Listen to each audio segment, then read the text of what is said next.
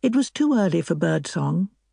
Harold lay beside her, his hands neat on his chest, looking so peaceful she wondered where he travelled in his sleep.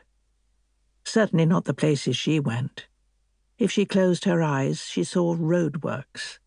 Dear God, she thought, this is no good. She got up in the pitch black, took off her nightdress, and put on her best blue blouse, with a pair of comfortable slacks and a cardigan. "Harold," she called, "are you awake?" But he didn't stir. She picked up her shoes and shut the bedroom door without a sound. If she didn't go now, she never would. Downstairs, she switched on the kettle, and while it boiled, she got out her marigolds and wiped a few surfaces. "Maureen," she said out loud, because she was no fool. She could tell what she was doing, even if her hands couldn't. Fussing, that's what. She made a flask of instant coffee and a round of sandwiches that she wrapped in cling film, then wrote him a message. She wrote another that said mugs, and another that said pans, and before she knew it, the kitchen was covered with post-it notes, like small yellow alarm signals. "Maureen," she said again, and took them all down. "Go now, go." She hung Harold's wooden cane from the chair where he couldn't miss it, then slipped the thermos into her bag along with the sandwiches, put on her driving shoes and winter coat, picked up her suitcase, and stepped out into the beautiful early morning. The sky was clear and pointed with stars, and the moon was like the white part of a fingernail.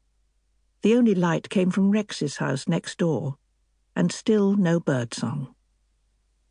It was cold, even for January. The crazy paving had frozen overnight, and she had to grab hold of the handrail. There were splinters of ice in the ruts between stones, and the front garden was no more than a few glass thorns. She turned on the ignition to warm the car while she scraped at the windows. The frost was rough like sandpaper, and lay as far as she could see, slick beneath the street lamps of Fossbridge Road. But no one else was out. It was Sunday after all. She waved at Rex's house in case he was awake, and that was it. She was going. Road gritters had already passed through Fore Street, and salt lay in pink mats all the way up the hill.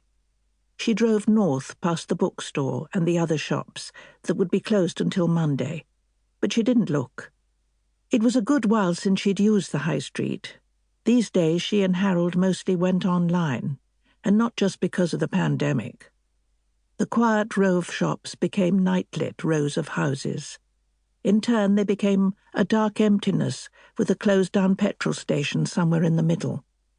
She passed the turning for the crematorium that she visited once a month and kept driving. Now that she was on the road, she felt not excitement, but more a sense that, even though she didn't know how to explain it, she was doing the right thing. Harold had been right. "You have to go, Maureen," he'd said. She'd come up with a list of reasons why she couldn't, but in the end she'd agreed. She offered to show him how to use the dishwasher and the washing machine, because he sometimes got confused about which buttons to press, and then she wrote the instructions clearly on a piece of paper. "You are sure," she said again, a few days later. "You really think I should do this?" "Of course I'm sure." He was sitting in the garden while she raked old leaves.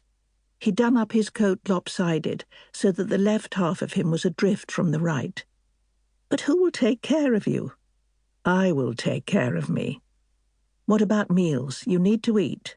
"Rex can help." "That's no good. Rex is worse than you are." "That is true, of course. Two old fools." At this, he'd smiled. Only something about the completeness of his smile made her miss him without even going anywhere. So that he could be as sure as he damn well liked, but she wasn't. She had put down her rake, gone to him, and redid his buttons. He sat patiently gazing up at her with his delft blue eyes. No one but Harold had ever looked at her like that. She stroked his hair, and then he lifted his fingertips to her face and drew her down to his and kissed her. "Maureen, you won't feel right unless you go," he'd said.